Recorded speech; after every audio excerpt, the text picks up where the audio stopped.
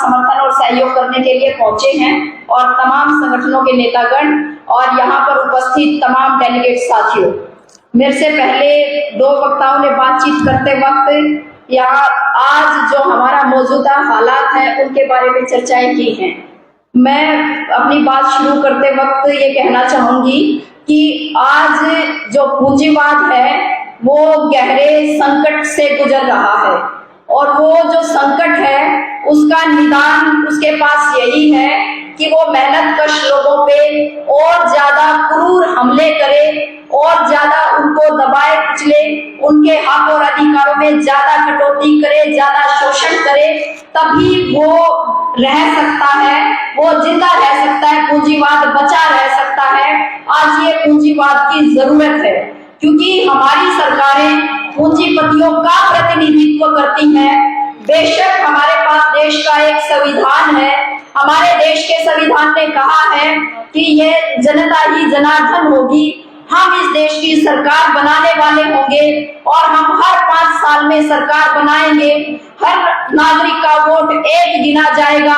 चाहे कोई नरेंद्र मोदी है वो, चाहे कोई हमारे देश का बिल्कुल अंतिम नागरिक है, चाहे कोई पूंजीपति है, सबका वोट एक गिना जाएगा, हम सरकारें बनाएंगे। लेकिन हमारे देश का ये इतिहास रहा है कि आज तक केंद्र में जो भी सरकारें आई हैं वो तमाम सरकारें पूंजीवादी पार्टियों की सरकारें आई हैं, और उन पूंजीवादी पार्टियों की सरकारों से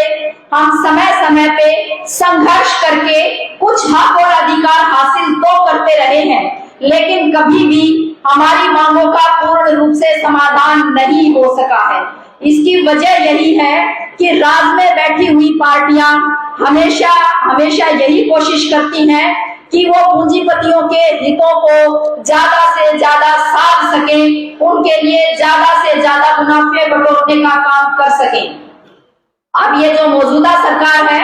ये हम ये कह सकते हैं कि इस संदर्भ में ये सबसे क्रूर सरकार है। ये एक फांसीवादी पार्टी, तानाशाही पार्टी भी है बीजेपी। इनके पास एक सांप्रदायिकता का, धर्म के नाम पे नफरत फैलाने का एजेंडा भी है, और ये बहुत ही मजबूत तरीके से पूंजीपतियों के पक्ष में खड़ी हुई पार्टी भी है। और इसीलिए हम इसके जितने फैसले पीछे देख रहे हैं, उन फैसलों का जब हम समीक्षा करेंगे तो हम यही पाएंगे कि जितने भी कानून पिछले समय में बीजेपी सरकार ने पास किए हैं, वो सारे कानून पूंजीपतियों के हक के हैं, मेहनतकश लोगों के, मजदूरों के और कर्मचारियों के खिलाफ हैं।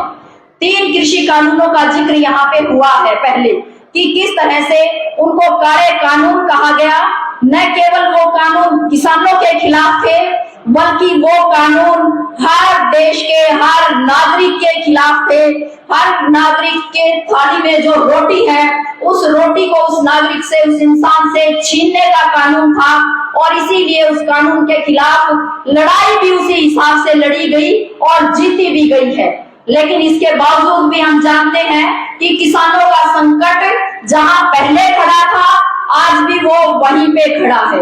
29 हमारे श्रम कानूनों को खत्म करके 4 लेबर कोड पास किए गए हैं। वो 4 लेबर कोड भी संसद के उसी सत्र में पास हुए, संसद के जिस सत्र में 3 कृषि कानून पास हुए थे। हम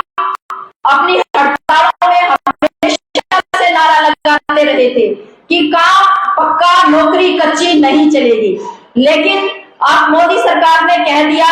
कि काम कच्चा हो या पक्का हो, नौकरी कच्ची रह सकती है। इन कानूनों के हिसाब से हमारे हड़ताल करने के अधिकार पे भी हमला किया गया है। इनके हिसाब से हमारे यूनियन बनाने के अधिकार पे हमला किया गया है। हमारी तमाम जो सामाजिक सुरक्षा थी, जो हमने लड़के हासिल की थी मजदूरों ने और कर्मचारियों ने, उन तमाम पे हमला किया गया है, और आज उनके लॉज फ्रेम हो रहे हैं और वो कानून लागू होने की दिशा में सरकारें आगे बढ़ रही हैं, जिसमें हरियाणा की सरकार को हम ये कह सकते हैं वो तो और भी 2 कदम आगे चल रहे हैं। जिस समय पे संसद में ये 4 लेबर कोड पास भी नहीं हुए थे, उस समय पे हरियाणा की सरकार कहने लग गई थी कि हम जो है इन कानूनों के अंदर, श्रम कानूनों के अंदर बदलाव करेंगे, और ये तमाम बदलाव मानवीय परस्त हैं। और हम ये कह सकते हैं कि जो पूंजीवादी जो व्यवस्था है, पूंजीवाद आज जिस संकट से गुजर रहा है, वो मेहनत कश लोगों पे हमला करके उस पूंजीपतियों के हक में खड़े हो रहे हैं। ये समय है हमारे सामने, और ये तमाम जितने आंदोलनों का हम जिक्र कर रहे हैं और उन आंदोलनों के प्रति जो सरकार का रवैया है, वो रवैया इसी पृष्ठभूमि में हमारे सामने है। एक और चरित्र है इस सरकार का, वो ये है कि जैसे मैंने बताया कि ये दक्षिणपंथी पार्टी, फासीवादी पार्टी है, और ये आरएसएस द्वारा संचालित है, और आरएसएस मनुस्मृति से संचालित है, और मनुस्मृति में कहा गया है कि महिलाओं का काम केवल घर के अंदर रहना और अपने पतियों की सेवा करना, बच्चे पैदा करना, उनको पालना, इतना काम महिलाओं का है, इससे अलग और कोई काम महिलाओं का नहीं है। जो मनुस्मृति जिसमें ये कहा गया है कि ये वर्ण व्यवस्था है और इसमें ब्राह्मण ही श्रेष्ठ हैं, बाकी जो वर्ण है वो उनको उनके नीचे रहना पड़ेगा, और सब नागरिक बराबर नहीं हो सकते हैं। कुछ लोग अछूत रहेंगे, कुछ दलित रहेंगे, और कुछ लोग ही हैं जो इस समाज में जो इस पे राज करेंगे, उसको हम राज करने की नीति कह रहे हैं वो। और आरएसएस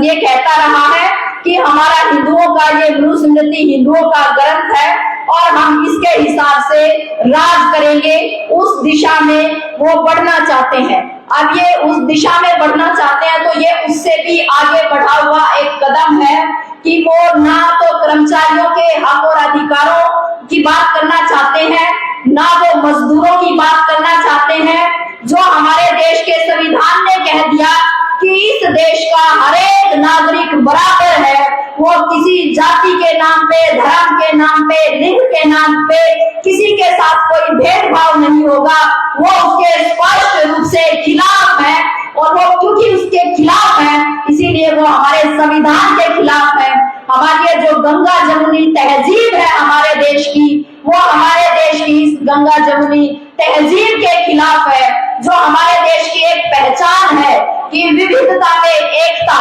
हमारी उस विविधता में एकता के खिलाफ है ये बात, और वो हमारे देश के संघीय ढांचे के भी खिलाफ है। वो सारी ताकत को अपनी मुट्ठी में केंद्रित करना चाह रहे हैं। जो हमने पिछले दिनों में देखा है कि सरपंचों का एक इतना बड़ा आंदोलन हुआ, हमारी ग्राम सभाओं से जो काम करने के अधिकार थे वो छीन लिए गए हैं, और ये कह रहे हैं कि राज्य सरकार खुद विकास के कार्य करेगी। और साथ में ये कहा गया कि सरपंच तो वो भ्रष्टाचार करते थे, वो सारा पैसा विकास कार्य में ना लगा के उस पैसे को खा जाते थे। कुल मिला के भ्रष्टाचार का मुद्दा बना के हमारी ग्राम सभाओं को, ग्राम पंचायतों को कमजोर करने की कोशिश की गई, कमजोर कर दी गई है हमारी ग्राम पंचायतें, जिनके खिलाफ सरपंच तो लड़े, लेकिन हरियाणा प्रदेश की जनता ने उस तरह से